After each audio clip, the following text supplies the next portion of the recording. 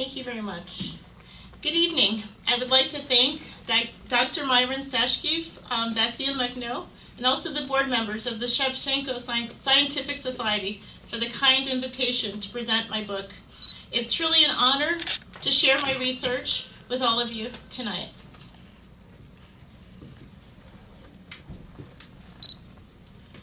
The New Generation Political Activism in Ukraine 2000-2014 is a longitudinal comparative research study that analyzes the underlying conditions leading to political socialization among younger generations of Ukrainians using 5 case studies.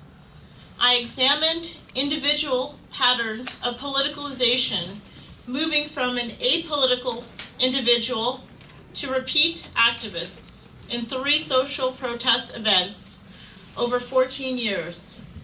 Ukraine Without Kushma, 2000-2001, Orange Revolution, 2004-2005, and Euromaidan, 2013-2014. Each protest event represents the development of a life stage of politicalization for each individual. The first protest event involved a subjective process of transforming into an activist. The second demonstrated the professionalization of activists through external training and experience gained from leadership roles in formal or informal social movement organization. And the third movement represents the final stages of maturity when individuals from the first movement emerged as key actors, self-mobilized, driving political change as a citizen, journalist, politician, or civic actor. These stages of political maturity also demonstrate how young people applied democratic practices to defend justice in terms of government involvement in the murder of a popular independent journalist, or free and fair electoral processes, and third, European future aspirations. The presentation tonight will focus on how and why particular individuals rise to protest.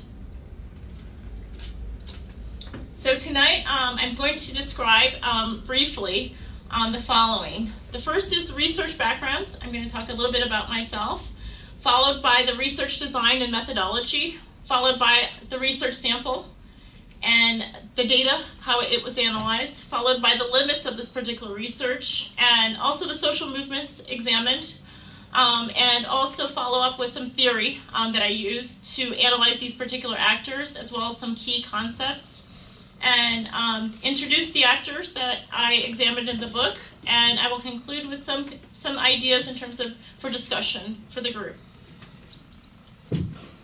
Okay, just to review quite briefly, my research on Ukraine started roughly 14 years ago when I was a PhD student at the New School for Social Research. From 2006 to 2008, I studied Ukrainian language at the Harriman Institute at Columbia University. And in 2007, I conducted a pilot study of youth groups in Ukraine, and also I attended the summer school at the National University of Kiev-Mohyl Academy. For 13 months in 2008 to 2009, I was awarded a Fulbright Ukraine Fellowship and also a US IREX Fellowship. And I was based at Kiev-Mohyl Academy as well as the Ukrainian Catholic University in Lviv. In 2011, I graduated with a PhD in sociology, and in 2012-15, I held a postdoc in Paris, and I finished a manuscript with Routledge, which is the book that you see today. So in 2017, the book was released in hardback, and this year the paperback has been released. In addition, I've worked as a researcher for the United Nations in Paris, and now I work as a researcher for the American Montessori Society in New York City. Okay, so to discuss a little bit about the research design and methodology, this was a qualitative study, and basically for this book, this qualitative research relied on a purposive sampling of activists who I interviewed for my doctoral dissertation. From that research, I was able to identify actors who are central nodes that is, those with the most network ties to large groups of activists involved in the Orange Revolution. From this group of 10 individuals representing both men and women, half of them, 5 young men, agreed to participate in this research. As subjects for analysis, I categorized their profiles according to regional representation, generational change, and differing degrees of participation, important for making comparisons. So from this particular group, I identified the following causal variables to analyze. Localization. They come from the pro-democratic regions of West and Central Ukraine. Generational factors. They represent young people coming of age in a post-communist and independent Ukraine. And thirdly, political activity, mostly apolitical in the first protest. All of these variables are important to understanding the politicalization process and provide context for explaining why individual protest for reasons that will be explained tonight. I examined social networks, influencers, as well as individuals that self-mobilize in the mobilization process. Lastly, this group contributes knowledge to this research because they continued their activism and also assumed greater responsibility, including leadership roles, in the second and also third protest. These individuals were questioned using a semi-structured interview approach. The first round of interviews on the first protest events, 2000-2004, took place in 2009 in 90-minute in-person sessions, which were digitally recorded and transcribed. The second round of interviews took place by Skype in 60-minute interviews for 4 or 5 respondents, which were recorded and transcribed in the summer of 2015. In addition, one interviewee required a translator. In addition, all interviewees received the manuscript to verify the information written about their roles in the 3 protests. This is a little bit about the data. So again, as I discussed before, there are additional themes that this research looked at, as well as education, levels of activism, leadership, mobilization, and also their civic activity of the individuals from the interview information that I collected.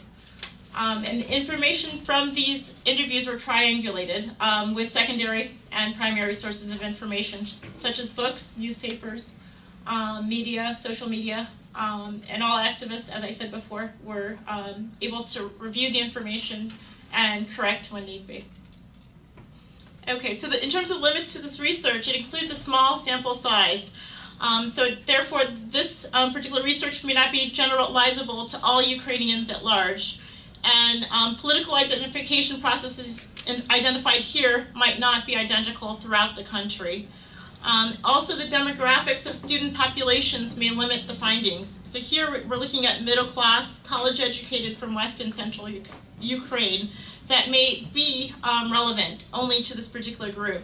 And also there was a lack of random assignment, unlike the PhD, which I used a snowball sampling effect. Okay, so in terms of the movements I examined, there were 3. The first protest event examined was the Ukraine Without Kuchma, 2000-2001. That started in opposition to the government after President Kuchma's involvement in the murder of a prominent independent journalist. While the movement gathered tens of thousands at its peak, it failed to become a popular movement to mobilize the majority of public opinion in favor over the long run. The second movement was the Orange Revolution in 2004-2005. The Ukrainian president elections were falsified, thus provoking the Orange Revolution protest. This protest witnessed hundreds of thousands of citizens occupying the main square in Kiev for more than 3 weeks before a rerun in the second round was approved, and Viktor Yushchenko declared the victor. Yet 5 years later, there was a reversal of the Orange Revolution with the rise of Viktor Yanukovych, the candidate that lost his bid for president in 2004 through falsified elections to the presidency. By 2004, he was ousted from the presidency following the Euromaidan protests in 2013-14 against his decision to sign an associated agreement with the European Union.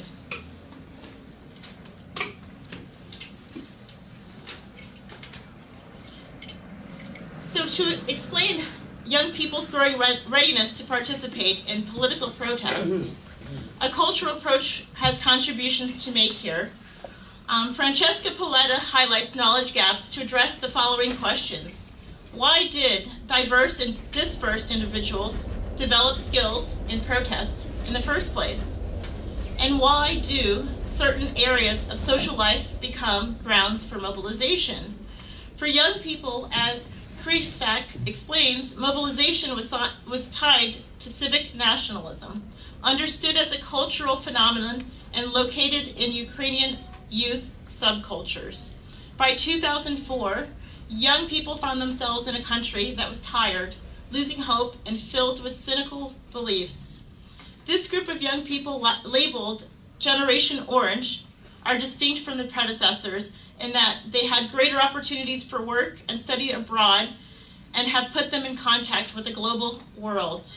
These young people were dissatisfied with life conditions in Ukraine and went abroad to find opportunities for career advancement.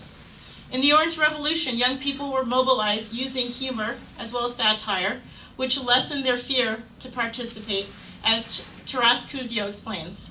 Civic groups such as Para, driven by young people, use information technology such as SMS, mobile phones, and internet to disseminate election campaign information, at times under the radar of the authorities. Overall, young people participated in large numbers in the civic campaigns such as Para, organized by young people as well as students. Some attended protest activities due to friendship loyalty with the organizers. For instance, its effects can be measured if we considered the efforts of Para's pre-mobilization strategy that began months in advance. It helped to politically awaken young people who answered the call to become volunteers in the election monitoring and exit polling during the elections and the Orange Revolution. This event represented the first political activism for many of them and had a lasting impact. Once again, in 2013, young people came out in large numbers to protest against government corruption and perceived loss of dignity.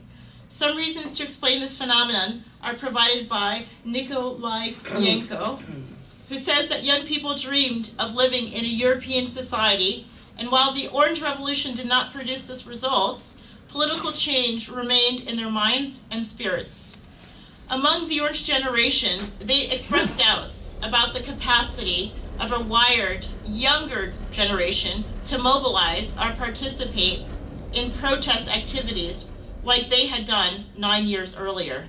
Despite the skepticism, this younger generation did mobilize in large numbers. They too, like their predecessors, felt their future had been stolen from them. In general, this new group of young people participated in the protest to support a European future for Ukraine. Their motivation to participate later changed with the rise of police brutality on student protests. In reaction, they rose in larger numbers against government repression and human rights violations. As for the Orange generation, they contributed their expertise and networks to organizing the Euromaidan and were involved in the building of a new government after the fall of Yanukovych. Most importantly, these formative experiences of political participation had the effect of transforming individuals into an activist, sustained their participation beyond one political event, and developed a greater commitment to engagement as coordinators or leaders in future protest movements.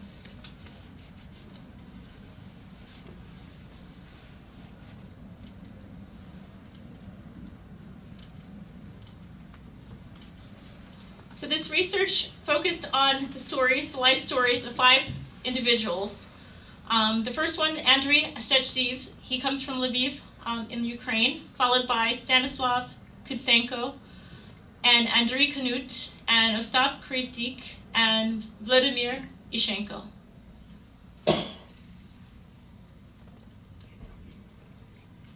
So the first question I asked were, how were individuals first recruited into activism? So here, if we look at this table, we see that in 2 cases, Sheshkiv, and Knut, recruitment occurred on an individual and also voluntary basis. This is in comparison to two others who were recruited from either friend networks, Krivdik, or social embeddedness, that is, surrounding us of other students, Kutsenko, in direct contact with politicians at a university event. The last type of recruitment, Ishenko, is based on shared political beliefs with a co-founder of the Ukraine Without Kushma movement. So now I'm going to share a story with one of the activists to kind of give you an idea in terms of like what is at stake in terms of how you decide to join a movement or not. So in this particular case, I'm going to tell a little bit of a story about Ostap Krivdik and sort of like his path to activism. So he came from Lviv, Ukraine, and his path differed a little bit from some of the activists that presented in the book. He started off in his youth in terms of being a member in the far-right organization for like over 10 years. But things changed when he entered university. He decided that he would stop his participation in these particular groups and that he would focus on his studies. And instead he wanted to study about far-right organizations instead. So he decided, why not study about the movement that had so much captivated him as a young person. So therefore he decided to go into political science and to learn about it. And that sort of was the trajectory for what I'm going to start to give you a little background. So in terms of this particular movement, the Ukraine Without Kushma, a friend of his invites him to come to Kiev to participate in an action that had been organized by local student groups. So he was not really involved in the movement, but he decides why not go and see what happens. So I'm going to read a little bit of the passage in terms of like his experiences going to Kiev for the first time, and to kind of get an idea of like what happens to individuals that are not necessarily politically involved but are interested because friends invite them to go to a particular event. So therefore I'm going to start here. His protest experience on that first day pointed in the direction of uncertainty as to whether Ostap would remain engaged in the group's activities. In Kiev, he was assigned to a small group to distribute flyers with messages about the murder of Gangadze and the criminal regime. His initial observations spoke of people's negative reactions to their political activity and accusations made of being paid for their work. He described the atmosphere on the scene in the following words. People were taking it, the leaflet, and in 2 meters they were throwing it on the ground, just throwing. I saw when we went to Kiev Polytechnic how they treated these leaflets. Students were taking it, and there was a garbage bag, and it was full of leaflets. And we were saying to these people, why are you doing so? There were 2 answers, I don't care, and the second answer, we can't change anything, so we shouldn't try. So the public's reactions mirrored his. He admitted that as a political scientist, I knew all of these things, but I did not believe I can change anything too. So I suppose it was actually not a good point of view. At that moment, it was mine. So this perspective changed with Ostap's next experience of protest in the same group. The protest event took place in Kiev on March 9th, 2001. This event had made an impact on him, and he emphasized that was the day, as we say, which made my roof move. He had arrived by train to Kiev on the day of the violent clashes between the police and protesters in an event organized by the Ukraine Without Kushma movement at the monument to Taras Shevchenko. However, the demonstration had ended when Ostap and the others from Committee for Truth arrived there. He remarked that people were gathered in a meeting and hundreds of people were shouting, "Kushma, get out." He and his friends were disappointed that they were not inspired by the speaker's speeches from the 1990s. The event ended at noon, and Ostap and his friends from the movement spent the remainder of the day walking around the city. In the late afternoon, Ostap arrived at the train station in Kiev to wait for his train. He remembered, I came early, it was a bit cold. He wore some symbol from the Committee for Truth on his arm, an armband. It was a triangle and an exclamation mark. When it was time to take the escalator up for his train, someone approached him and said, "Hey, you, go away." Ostap thought, what a stupid guy, what is he saying? He continued to walk when four people were standing over there, and they just said to each other, him. I was caught by hands and put near the wall. Ostap cried out to them, hey guys, show your documents. It's democracy. You can't arrest me. Show me your documents. I was afraid, yes. I got afraid, completely frightened, and didn't expect that to happen. They also got frightened with me shouting like a crazy man on the subway. People were just passing me by and nothing was happening. When suddenly a well-dressed man in a suit tore his armband from him, he heard the man that said it, and he reacted in the following way. Bring him to the local police room on the subway station. I started to go and didn't want to let them do so. At that moment, two people from Oman came, the police department of special service. So you know they have helmets, shields, and rubbers to beat people. And they entered from the exit, and one of the first things that the police did was beat me on my face, just directly, not stopping. He showed me what he can do. He did that so I had no trace on my face. Though he did it with a fist, and he did it like that. And he said, don't you dare escape. You understand what will happen to you. So they took him outside the station, and he spotted his friend nearby and described his reaction in the following words. I saw Slavko standing near Budkochevsky and Taras Shoneliv and shouted with all my lungs, Slavko. Two of the Oman guys wanted to escape with me, but they couldn't bring me. They escaped and left me. I wasn't arrested, and many were. Slavko got his bones broken. He was rapidly beaten and got broken bones. He credited for his rescue two politicians that brought our guys out. They returned us to the train station, and Ostap felt a sense of euphoria that we wanted to sing, but the conductor of the train told us that another car is full of policemen and that they're going to arrest us at some other station.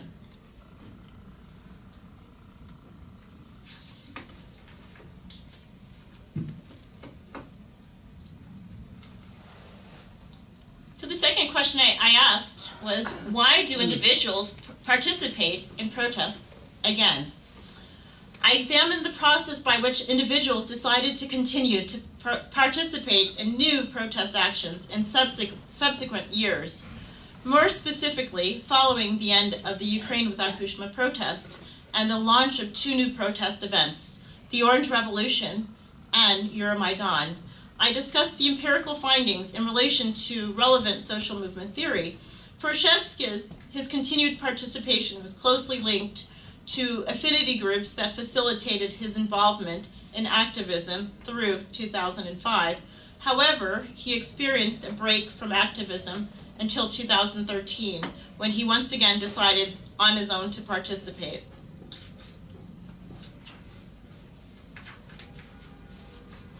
When he felt empowered and believed that the movement's issues could bring about social change. Finally, Ishchenko sought out training opportunities, opted out of protest in 2004 due to disagreement with the strategies of protest, and joined in 2013 due to political beliefs. His experience of participation is strongly connected to situational dimensions linked to activists, and for the latter, a belief that political change is possible in the early stage of protest. For the period of 2004, he didn't participate. This was because the movement did not align with his personal ideologies.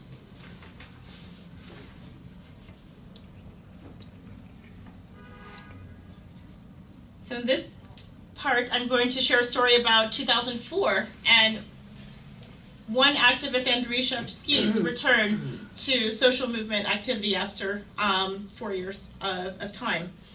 So Andriy graduated from high school at this point and had entered his first year at university at the Ivan Franko National University of Lviv as a history major in fall 2004. His experience in public information in the association Opir Molody, Youth Resistance, was the reason that he got recruited in March 2004 to do similar work in Lviv's Black Pora, translated as It's Time, campaign. In his role, Andriy was responsible for writing press releases and publicly distributing them with the objective to spread information about us to reach people who wanted to join us. So therefore, Andriy describes in the following way his role. In the information department at Black Pora, we were fighting against Kuchism. This is a figurative notion with which we were labeling all the problems in this country. First of all, Kuchma was accused of journalist Gangadze's murder. That is why we chose the idea of Kuchmism, because he was a personification of this regime. In this way, we wanted to concentrate our efforts on the negative. The group's direct engagement with their anti-government activity was publicly transmitted on March 29, 2004. On that day, Black Pora launched their first protest action to post stickers with the inscription, Kuchmism is, in a few Ukrainian cities. The objective of this protest activity, Andrei explained, was to increase the public's awareness of what Kuchmism was. The term Kuchmism was invented by the group. As a concept, it represented the group's values and was meaningful, for it oriented their protest actions. Kuchmism symbolized a group's self-consciousness closely connected to the problems in Ukrainian politics linked to President Kuchma. In the group's action held on the 24th of May 2004, Andrei described that this protest action was to answer the question on what Kuchmism presented in the first action. They pasted stickers in the city with the inscription, Kuchism is hopelessness, unemployment, and corruption. The political issues presented by Black Pora campaign had a mobilizing effect, which Andrei perceived in his work. The campaign ideas attracted outsiders.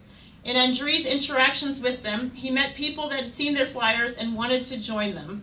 In some cases, he said, they had seen these people were from other Ukrainian regions. Andrei helped to connect them with activists working for their group in their region. In his words, I was kind of a mediator. I was receiving a call from a person from Vinnytsia. In Vinnytsia, we had our people and gave contacts to them. This was the way mobilization took place. People also contacted their campaign from the group's website, Kuchism Info, and reached Andrei, who managed the online recruitment of volunteers. As Andrei explained, to join the campaign, individuals with internet access could register for their campaign by completing the online application form, and activists from Black Pora would contact them. They also had other means for volunteers to reach them without internet. For those cases, they established the office 2 different phone lines that were manned 24 hours a day to allow those without internet to call them and to participate in the campaign. He remembered receiving calls from those from Vinnytsia, Kiev, Kirovograd, and other calls from Lviv. He stressed that it's important to remember that the phone was one of the most important channels of mobilization.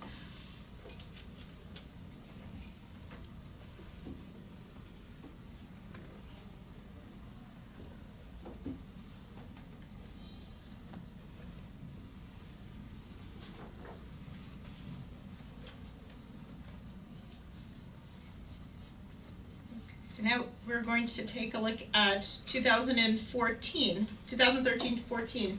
And here I'm going to tell the story a little bit about Andrei Konut's story and in terms of his return to activism. So in comparison, Andrei's experience was connected to civil society initiatives at a national and international level since the end of the Orange Revolution. His direct engagement in these issues will provide the basis for his participation in the Euromaidan protest.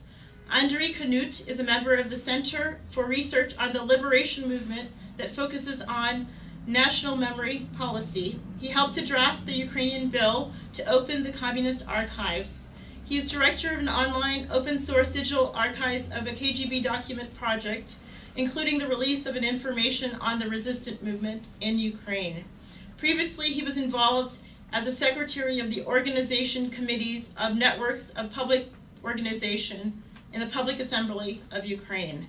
This organization was created by the European Union to promote dialogue between members of civil society in Ukraine, and its objective was to establish cooperation on Ukrainian civil issues with pan-European platforms with representatives in Brussels. So therefore, Andrew's mobilization, this is 2013-14, took place through civic work that he was involved in.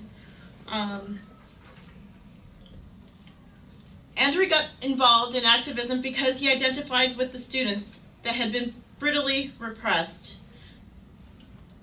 So therefore he said, the more, so this was similar to what social theorists say about the role of identification in protest. The more one identifies with the group, the more weight this group norm will carry, and the more it will result in an inner obligation to participate on behalf of the group. A defining moment that convinced Andrei to personally get involved to coordinate the protest happened after students were brutally brutalized by the police. He recounted that he was in Kiev a few days earlier with the student protesters to execute an action. Late in the month, on November 30th, the students were violently beaten by the authorities, which made an impact on him, leading him to get involved. Those students were against Yanukovych's policy, and he knew he was not going to sign the EU agreement, he said. The following Saturday, he went to St. Michael's Square and he saw friends from different NGOs. They were civil society experts. He observed a lack of organization and decided on the spot, with 20 or 30 friends who were core activists, to coordinate the protests. They met with other friends to start a working group and to assist protesters to better organize the protest. Among them were former activists from both Pora campaigns, now affiliated with different civic groups. They appropriated shared values of nonviolence from the Pora movement, but they also incorporated new tactics, more businesslike, to mobilizing people and their principles for organizing. He said modestly about the group assembled that we must call them informal organizations, civil society from 2004. The civic sector Euromaidan was created by a Ukrainian civil society organization that united in this effort. If each citizen sees something is wrong and realizes how it can be fixed, he fixes it. This formula united Maidan from the beginning to this day. Everyone was doing what he found important to do here and now, without any instructions. Andrei participated in the civic sector of Euromaidan. He was quick to point out the differences in terms of readiness and preparations that he observed. In 2004, he was active with other activists in making preparations in advance with NGOs for election monitoring and voter political drive campaigns. In contrast, this time in 2013, he was working again with an organization that adopted a similar nonviolent approach to protests. The difference from earlier protests was that the Euromaidan protests were unexpected and self-organized by Ukrainian civil society organization, which united in the civic sector, he said. The international NGOs were not prepared to help and interacted with them to obtain updates on the ever-changing protest situation. He remembered that these offers to assist arrived too late after Yanukovych had fled Ukraine and that the protests had ended. Another difference from 2004 was that Kuchma understood the Ukrainian political culture and did not use violence on Maidan during the Orange Revolution. He said that Yanukovych inflicted violence on students since he was under the influence of a Russian advisor that used tactics similar to Moscow.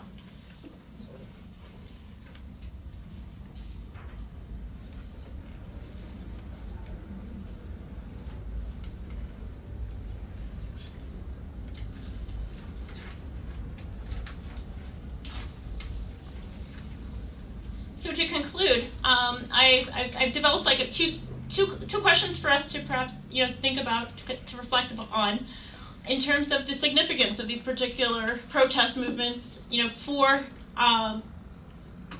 the field of social movement sociology, for empirical researchers. What is it about Ukrainian activism that can be learned? So here I've identified a few things. And the first one is that we can look at mobilization, and we can also look at the role of informal friend networks and playing a vital role in terms of influencing others to get involved and to participate in this particular movement. And also we see the role of transnational ties, where activists are educating each other through training, through sharing of tactics, through different kinds of ways of learning, from each other to build upon, their particular movements. And also, the Euromaidan itself was an inspiration for other movements that came after, in terms of global movements. In addition, we can look at it in terms of technology. We can look at it in terms of shared techniques in terms of repertoires. If we look at ICTs and social media, in particular 2013-14, we see the importance of Facebook. The launch for protest that started by Mustafa Nayyem. So that's also something that is important to how this movement started, but it's one of many movements that also used Facebook to gather at least the first people to the square. Occupation of public spaces, we saw this in 2004, and we also saw this again, in 2014. But again, this is a tactic that we've seen for non-violent protests throughout the world.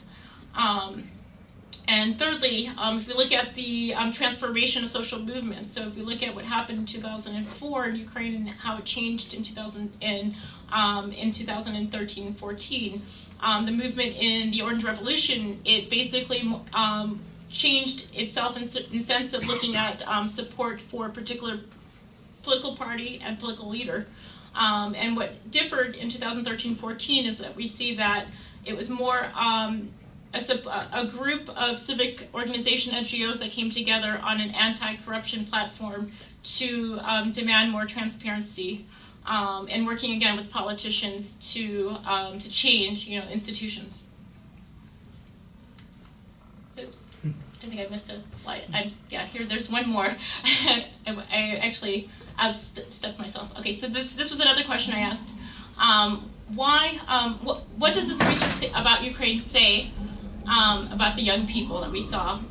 So in terms of the research that I did, we saw that if we look at it from a 14-year longitudinal period of time, we see that the process to get politically activated, it takes place over time.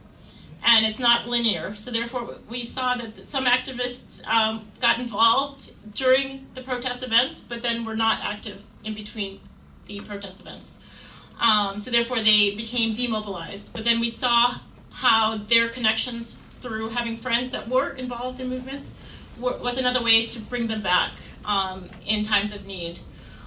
So therefore, if we look at the Euromaidan, after that was completed, we see also that the advocacy changes. The NGOs start looking at anti-corruption, transparency activities, and looks at issues, to sort of change, things, but using more of a coalition approach to addressing social problems and political problems in Ukraine.